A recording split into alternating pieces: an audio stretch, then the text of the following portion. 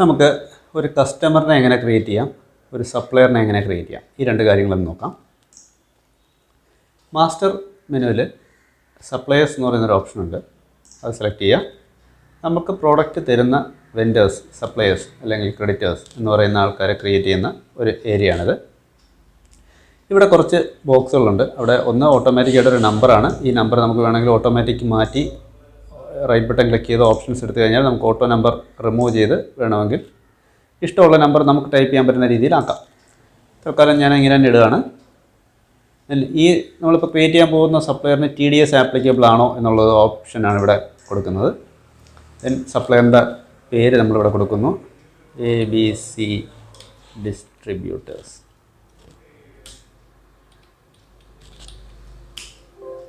പഴയ tin number കൊടുക്കാനുള്ള ഓപ്ഷനായിരുന്നു. അവിടെ നമുക്കിപ്പോൾ ആവശ്യമില്ല. ടിൻ CST ഒന്നുമില്ല. ഇപ്പോൾ GST നമ്പറാണ്. GST നമ്പർ നമ്മൾ അവരുടെ GST നമ്പർ ഇവിടെ കൊടുക്കുന്നു. ദെൻ അവരുടെ ലീഗൽ നെയിം, ട്രേഡ് നെയിം ഇതൊക്കെ നമ്മൾ ഇവിടെ കൊടുക്കേണ്ടതുണ്ട്.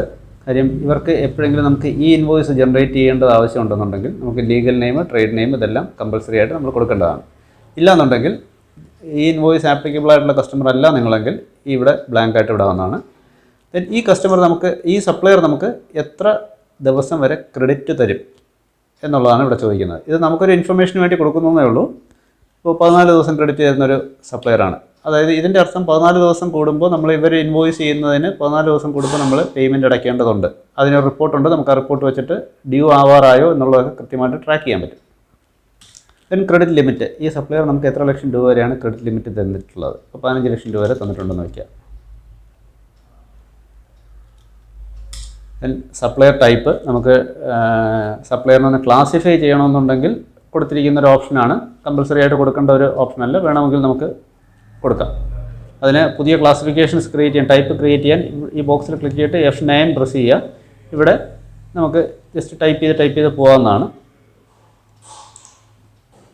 Then opening balance. ഇതെന്താണെന്ന് വെച്ചാൽ നിങ്ങൾ പുതിയ ഷോപ്പല്ല, ഓൾറെഡി റണ്ണിങ് ഷോപ്പായിരുന്നു, ഇൻ ബിറ്റ്വീനാണ് നമ്മുടെ സോഫ്റ്റ്വെയർ അവിടെ ഇംപ്ലിമെൻറ്റ് ചെയ്യുന്നതെങ്കിൽ അറ്റ് പ്രസൻറ്റ് ഈ സപ്ലയറിന് നമ്മൾ എത്ര രൂപ കൊടുക്കാനുണ്ട്, അല്ലെങ്കിൽ ഇയാൾ നമുക്ക് ഇങ്ങോട്ട് എന്തെങ്കിലും തരാനുണ്ടെങ്കിൽ അങ്ങനെ അവരുടെ ഇപ്പോഴത്തെ ബാലൻസ് എത്രയാണെന്നുള്ളതാണ് നമ്മളിവിടെ കൊടുക്കുന്നത്. ഇപ്പോൾ നമുക്കൊരു 1,25,000 രൂപ നമ്മൾ കൊടുക്കാനുണ്ടെന്ന് വിചാരിക്കുക. നമുക്ക് ഇങ്ങോട്ടാണ് തരാനുണ്ടെന്നുണ്ടെങ്കിൽ നമ്മളിവിടെ CR മാറ്റിയിട്ട് അവിടെ DR ആക്കിയാൽ, D ടൈപ്പ് ചെയ്യുമ്പോൾ ഇവിടെ DR വരും, DR ആക്കിയാൽ മതി. ദെൻ അവരുടെ അഡ്രസ്സ്.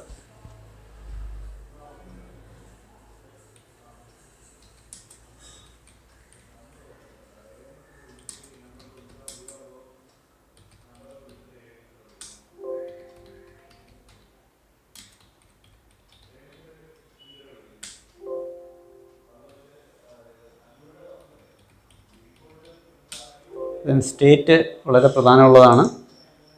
കാര്യം സ്റ്റേറ്റ് ഡിഫറെൻ്റ് ആകുമ്പോൾ നമുക്ക് ഇവർക്ക് തിരിച്ച് ബില്ല് ചെയ്ത് കഴിഞ്ഞാൽ, സപ്ലയറിന് ബില്ല് ചെയ്യുന്ന സമയത്ത് IGST കാൽക്കുലേറ്റ് ആവും. അപ്പോൾ ഇവരുടെ സ്റ്റേറ്റ് കൃത്യമായിട്ട് തന്നെ കൊടുക്കുക. CGST നമ്മുടെ കേരളത്തിനകത്ത് തന്നെ ഉള്ളതാണെന്നുണ്ടെങ്കിൽ കേരള തന്നെ കൊടുക്കുക. പുറത്താണെങ്കിൽ IGST കാൽക്കുലേറ്റ് ആവും. അവരുടെ സ്റ്റേറ്റ് സെലക്ട് ചെയ്ത് കൊടുക്കുക. ദെൻ കൺട്രി, പിൻകോഡ്, അവരുടെ ഫോൺ നമ്പർ, രണ്ട് ഫോൺ നമ്പർ, ഒരു മൊബൈൽ നമ്പറൊക്കെ കൊടുക്കാനുള്ള ഓപ്ഷൻസ് എല്ലാം ഉണ്ട്. ഈ ഡേറ്റാസ് എല്ലാം ആവശ്യമെങ്കിൽ കൊടുക്കുക. ദെൻ സേവ് ബട്ടൺ പ്രസ് ചെയ്യുക. Record update successfully. Then new കൊടുത്തു കഴിഞ്ഞാൽ അടുത്ത നമ്പറിലേക്ക് പോകും. ഓൾറെഡി ഉള്ളതിൽ നമുക്കൊരു മോഡിഫിക്കേഷൻ ചെയ്യണമെന്നുണ്ടെങ്കിൽ ഈ സൈഡിലെ ബട്ടൺ, ഈ നമ്പറിൻ്റെ സൈഡിലെ ബട്ടണിൽ ക്ലിക്ക് ചെയ്ത് കഴിഞ്ഞാൽ നമ്മുടെ സപ്ലയേഴ്സിൻ്റെ പേരെല്ലാം അവിടെ കാണിക്കും. ഇവിടുന്ന് ഇപ്പോൾ സാംസങ് ഡിസ്ട്രിബ്യൂട്ടറാണ് നമുക്കൊന്ന് മോഡിഫൈ ചെയ്യേണ്ടതുണ്ടെങ്കിൽ അവിടെ കീബോർഡ് വെച്ച് സെലക്ട് ചെയ്യുക, എൻ്റർ അടിക്കുക. അപ്പോൾ അതിൻ്റെ ഡീറ്റെയിൽസ് വരും. അവിടെ നമുക്ക് ചേഞ്ച് ചെയ്യാമെന്നുണ്ടെങ്കിൽ ചേഞ്ച് ചെയ്യാം. എന്ത് ചേഞ്ച് വേണമെങ്കിലും നമുക്ക് ഓർഡർ ചെയ്തിട്ട് പെർമിഷൻ ഉള്ള ആളാണ് നിങ്ങളെങ്കിൽ സേവ് ചെയ്യുമ്പോൾ സേവ് ആയിക്കോളും. ഈ നാവിഗേഷൻ ബട്ടൺസൊക്കെ ജസ്റ്റ് അങ്ങോട്ടും ഇങ്ങോട്ടും പോയി ഓരോ സപ്ലയറായിട്ട് ഇങ്ങനെ കാണാൻ വേണ്ടിയിട്ടുള്ളതാണ്. ഒരു സപ്ലയറെ എടുത്തിട്ട് അയാൾക്ക് യാതൊരു ട്രാൻസാക്ഷനും നടത്തിയിട്ടില്ല എന്നുണ്ടെങ്കിൽ നമുക്ക് ഇവിടുന്ന് വേണമെങ്കിൽ ഡിലീറ്റ് ചെയ്യാം. ഇത്രയാണ് നമുക്ക് ഈ വിൻഡോയിൽ നോക്കേണ്ട ഓപ്ഷൻസ്. ഓൾമോസ്റ്റ് സിമിലർ ആണ് കസ്റ്റമർ വിൻഡോ, പക്ഷേ കുറച്ച് ആഡഡ് ആയിട്ടുള്ള ബോക്സുകളുണ്ട്. അത് മാസ്റ്ററിൽ കസ്റ്റമർ സെലക്ട് ചെയ്യുക. സിമ്പിളായിട്ടൊരു കസ്റ്റമറിനെ ക്രിയേറ്റ് ചെയ്യാൻ ആവശ്യമായിട്ടുള്ള ബോക്സുകളെല്ലാം ഇവിടെ എനേബിൾഡ് ആയിരിക്കും. ഒരു customer ID, customer name, then printing name. നമുക്ക് ഇൻവോയ്സിൽ കസ്റ്റമറിൻ്റെ പേര് പ്രിൻറ്റ് ചെയ്യണമെന്നുണ്ടെങ്കിൽ ഇങ്ങനെ പ്രിൻറ്റ് ചെയ്താൽ മതി എന്നാണെങ്കിൽ അങ്ങനെ നമുക്ക് ഒരു പ്രിൻറ്റിംഗ് നെയിം സെപ്പറേറ്റ് ആയിട്ട് കൊടുക്കാനൊരു ഓപ്ഷൻ കൊടുത്തിട്ടുണ്ട്. അപ്പോൾ നമുക്കൊരു കസ്റ്റമർ ക്രിയേറ്റ് ചെയ്യാം.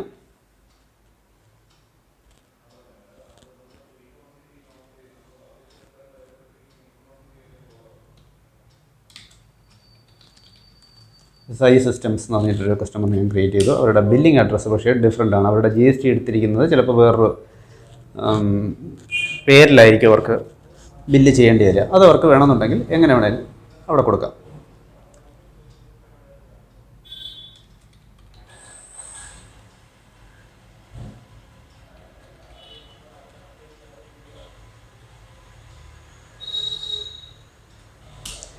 അവരുടെ സ്റ്റേറ്റ് കറക്റ്റായിട്ട് കൊടുക്കുക. അഡ്രസ്സ് കമ്പൾസറി ആണ്. 2 അഡ്രസ് ഫീൽഡുണ്ട്, സിറ്റി, കൺട്രി, പിന്നെ ഫോൺ നമ്പേഴ്സ് എല്ലാം കൊടുക്കാം. ദെൻ ഇവിടെ ഒരു ബോക്സ് കാണാം, നമുക്ക് ഒരു ആരോ കാണാം. ആ ആരോ പ്രസ് ചെയ്യുമ്പോൾ കുറേ ഡീറ്റെയിൽസ് എക്സ്ട്രാ വരും. അവിടെ ഈ കസ്റ്റമറിന് നമ്മൾ എത്ര ദിവസം ക്രെഡിറ്റ് പീരീഡ് കൊടുക്കുന്നുണ്ട്. ക്രെഡിറ്റ് കൊടുക്കുന്ന കസ്റ്റമർ ആണെങ്കിൽ നമ്മൾ എത്ര ദിവസം ക്രെഡിറ്റ് കൊടുക്കുന്നു.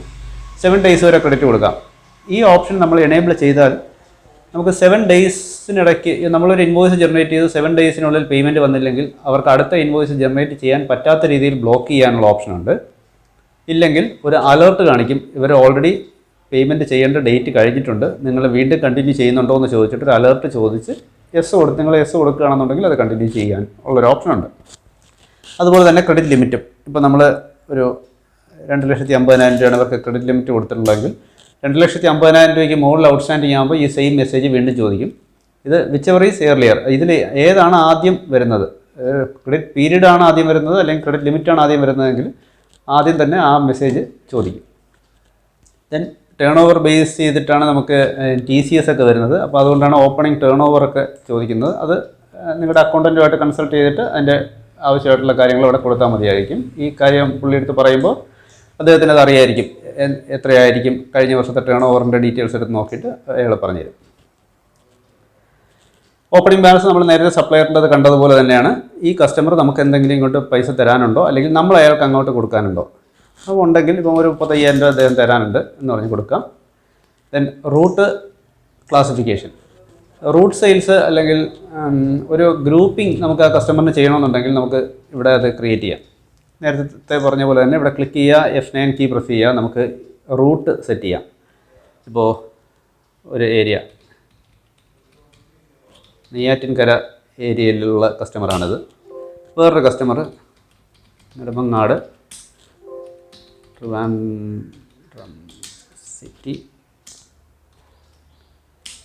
ഇങ്ങനെ നമുക്ക് ക്ലാസിഫിക്കേഷൻ ചെയ്യാം. ഇപ്പോൾ ഈ കസ്റ്റമർ നെടുമങ്ങാട് ഏരിയയിലുള്ള കസ്റ്റമറാണെങ്കിൽ നെടുമങ്ങാട് സെലക്ട് ചെയ്യുന്നു.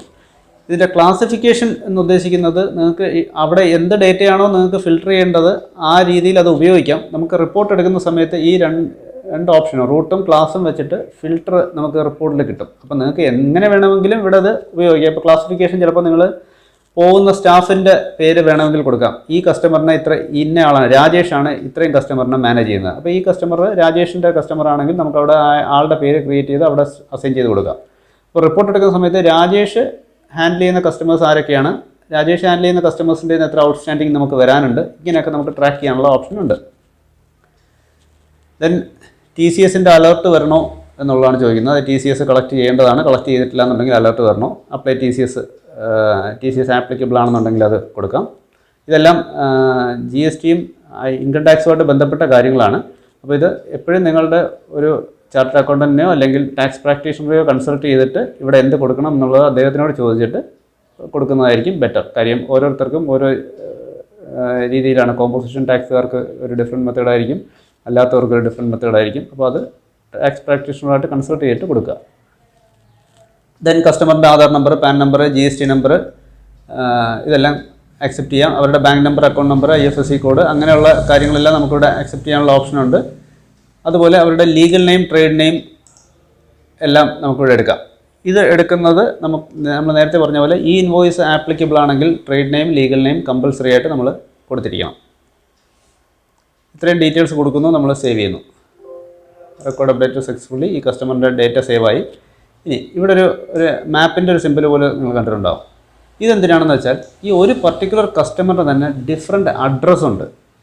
അങ്ങനെ ഉണ്ടെങ്കിൽ നമുക്കിവിടെ കൊടുക്കാൻ വേണ്ടിയിട്ടാണ്. അതായത് നമ്മൾ പ്രോഡക്റ്റ് സെയിൽ ചെയ്യുമ്പോൾ ഈ കസ്റ്റമറിൻ്റെ പേരിൽ നമ്മൾ ബില്ല് ചെയ്യുന്നുണ്ടെങ്കിലും ഈ പ്രോഡക്റ്റ് നമുക്ക് ഡിഫറെൻറ്റ് സ്ഥലത്താണ് സപ്ലൈ ചെയ്യേണ്ടത്.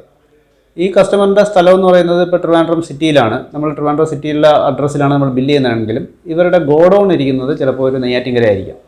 അപ്പോൾ ബില്ല് ഇവിടെ കൊടുക്കുകയും ബില്ലിംഗ് അഡ്രസ്സ് ഇതും ഷിപ്പിംഗ് അഡ്രസ്സ് ഡിഫറൻറ്റുമാണ്. ചിലപ്പോൾ 1, 2, 3 ഷിപ്പിംഗ് അഡ്രസ്സുകളുണ്ടാകും. ഇവർക്ക് 2, 3 ഗോഡൗൺ ഉണ്ടാവും. അപ്പോൾ ഇവർ നമ്മളോട് പറയും നിങ്ങൾ ബില്ല് ചെയ്തോളൂ, ബില്ല് ചെയ്തിട്ട് ഈ സാധനം ആ ഗോഡൗണിൽ ഇറക്കണം എന്ന് പറയുകയാണെങ്കിൽ ആ അഡ്രസ്സ് നമുക്കിവിടെ സ്പെസിഫൈ ചെയ്യാൻ വേണ്ടിയിട്ടാണ് അത് കൊടുക്കുന്നത്. ആ അഡ്രസ്സിൻ്റെ ഒരു ഐഡിയും ഇതും അഡ്രസ് നമ്പറും അവിടുത്തെ ഒരു കോൺടാക്ട് നമ്പറും നമുക്കിവിടെ കൊടുത്ത് സേവ് ചെയ്യാം. അത് മൾട്ടിപ്പിൾ അഡ്രസ്സുകൾ നമുക്കിവിടെ സേവ് ചെയ്ത് വെക്കാം.